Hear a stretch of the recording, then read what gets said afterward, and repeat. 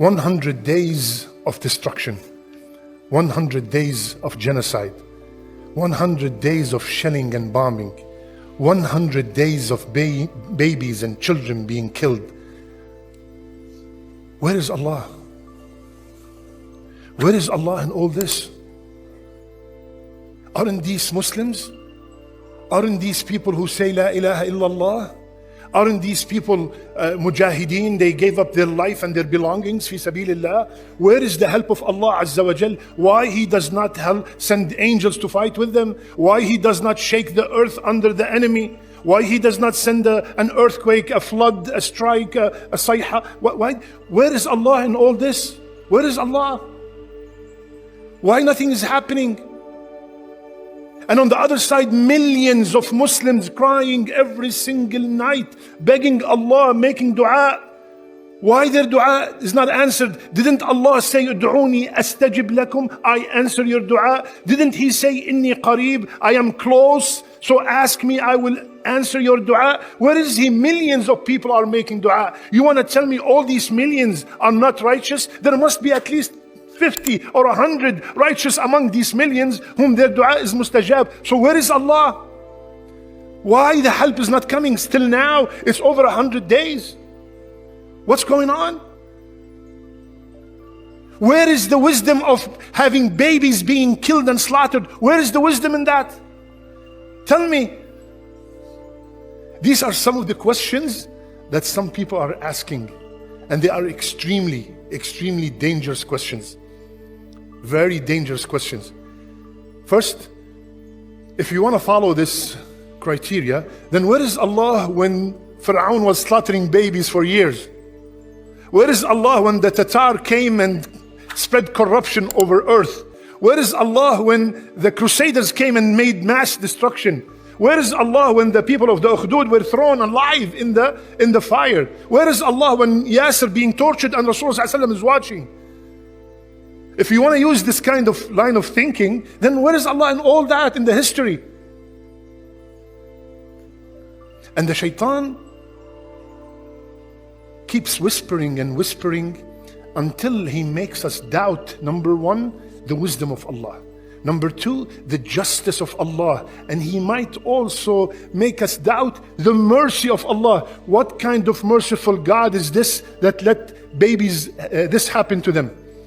And he might even, unfortunately, reach a level that he might make people doubt the existence of Allah. Where is Allah in all this? And you will be surprised to know that unfortunately this is happening. There are people asking these questions. And that's why we are, alhamdulillah Rabbil Alameen, constantly reminding ourselves. So, what is the answer? Of course, it's a very long answer, but very, very brief. Number one, وَلَوْ شَاءَ اللَّهُ مَا فَعَلُوهَا. No baby, no woman, no man that died without the permission of Allah Azza wa Jal. This is the aqeedah of every mu'min. Nothing happens without His permission. If Allah said in the Quran, لَوْ شَاءَ اللَّهُ مَا فَعَلُوهُ. If Allah wished, none of that would take place. If Allah wished, 24 hours, all is over. You see, there are two kinds of victory. There are many kinds of victory, but the victory that we want is one of two kinds. The victory that we want, وَأُخْرَى تُحِبُّونَهَا, the one that you love. نَصْرٌ مِّنَ اللَّهِ وَفَتْحٌ قَرِيبٌ. This is what you love. That's the victory that you want, which is one of two. And this is what happened in the history. Either Allah subhanahu wa ta'ala actually defeat the enemy, like Badr. Actually, they were defeated, and this is what we want to see, right? This is what we think, that this is the only victory. And the second is Allah subhanahu wa ta'ala take the messenger out of the city, and then what happened? Destroys the city, right? Took Nuh alayhi salam out, then the flood took place. Took Lut out, and then the villages upside down. This is what we want to see. But this is not the only victory. This victory needs a lot of work. When they won in Badr, that was all the Muslims at that time. They participated in the war. Are they all the Muslims are participating? That's number one. Number two, do you think that what's happening is not victory so far? All the superpowers on earth are fighting a small city, 140 square miles, for 100 days. The superpowers on earth, you want to tell me there's no divine intervention when a mujahid takes a bomb and goes to a tank full with sensors and no one can see him and he puts it right there? That's not victory? See, the victory that we want, the one I mentioned, this is one of the victories. But what we are seeing right now is the real victory. What is the real victory in Islam? Just one of the stories, many of them. The story of the surah that we all know by heart, Surah Yasin. In Surah Yasin, Allah mentioned the mu'min of Al Yasin. The mu'min of Al Yasin, long story, there was a village, Allah subhanahu wa ta'ala sent a messenger, then he supported them by 2 more, 3 messengers in one village, and they did not listen to them, and they accused them of things. And then, وَجَاءَ مِنْ أَقْصَى الْمَدِينَةِ رَجُلٌ يَسْعَى. Then a man came and told the people, please follow the mursalun. They're not asking you for any money, for anything, just they want you to come close to Allah. What did they do to him? They beat him so bad. In one of the narrations, the bones changed their spots. They beat him so bad till he died. Now I'm watching from outside and I'm seeing somebody beaten till he died. This is to me loss. He lost. He lost. What did Allah say? قِيلَ ادْخُلِ الْجَنَّةِ. Allahu Akbar. Right away Allah subhanahu wa ta'ala said, he is from the people of Jannah. Isn't this our goal? Isn't this the actual success? وَمَنْ زُحْزِحَ عَنِ النَّارِ وَأُدْخِلَ الْجَنَّةِ فَقَدْ فَازَ. This is the whole victory, is to be removed from the hellfire and enter Jannah. To me, I'm seeing somebody beaten and died. He lost. Allah said, قِيلَ ادْخُلِ الْجَنَّةِ. Instantly, قَالَ يَا لَيْتَ قَوْمِي يَعْلَمُونَ. Subhanallah. What kind of heart this man had. When he entered Jannah, with all the beauty of Jannah, all he was thinking about, I wish my people knew. And Allah then called him Mukrameen. He became honorable. So why didn't Allah honor him before? Subhanallah. So the real victory is to die as a Muslim. To die without any doubt in your heart. To die believing in Allah Azza wa Jal and in His Prophet. This is the victory. لو شاء الله ما فعلوا. Third or fourth. لا يسأل عما يفعل وهم يسألون.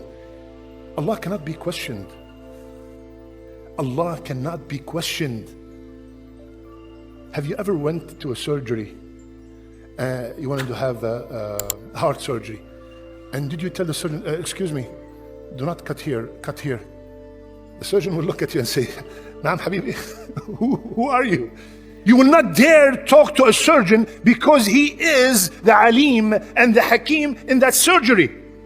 You do not dare talk to him. Tell him, don't cut here, don't cut this, don't put this, don't put that. You don't ask him any questions. You don't tell him what to do. We are in a place that we are being tested. When we are being tested, the known formula is the student is being asked, not the teacher. We are being asked. Allah said, no one asks me what I do. I ask the questions. You are being asked. And finally, this is one thing that we always should teach our children at a young age, so we will not have these questions, because these questions are so dangerous that if you die with these questions in mind, it's a very dangerous, very risky. Allah said, إِنَّمَا الْمُؤْمِنُونَ الَّذِينَ آمَنُوا بِاللَّهِ وَرَسُولِهِ ثُمَّ لَمْ يَرْتَابُوا. They have no doubt in their heart. So we have to teach our children the attributes of Allah. I always repeat this, and I'm going to repeat it tomorrow in my khutbah. The attributes of Allah. Who's Allah? 13 years Muhammad sallallahu alayhi wasallam, 13 years in Mecca. What was he teaching them? How to make wudu and how to pray and how was the zakat? None. 13 years. La ilaha illallah. 13 years. La ilaha illallah. When they knew who's Allah, pray. Hadir. Sami'na wa ata'na. Leave alcohol. The Medina flooded. Put the hijab. They ripped their clothes and put the hijab. 13 years. La ilaha illallah. Aisha said, Ya Rasulullah, if you told them not to quit the alcohol from the beginning, nobody would have listened to you. So our children and us, of course, have to understand who's Allah. So when I understand who's Allah, and I know that the one who's prescribing and the one who's overwatching all this is the utmost wise, is the all wise, is the all knowledgeable. Wallahi, the feeling of relaxation and rest in your heart is amazing, priceless. Because you know that the one who's running this whole affair is the only one who knows everything, the one who knows the unseen. Just like we gave the example, they gave you the best surgeon in America, and you go there, subhanallah, you have a list of 500-600 surgeries, none was done with any glitches. You walk into the surgery room with so much confidence that why it's going to happen to me? Nothing's going to happen to me because this is the best surgeon. Can you imagine how our feeling should be with Allah Azza wa Jal? Multiply it by a billion times. This is how much trust and tawakkul I have in Allah that the Muslims, the people of Gaza, will be victorious. Just like I'm seeing you, I'm seeing you, seeing me. They will be victorious, but maybe not the victory that me and you wish for, or to take over and then maybe, Allahu A'lam, Allah ala kulli shay'in qadir. But the victory from the history of the Quran is not that the victory that we are looking for.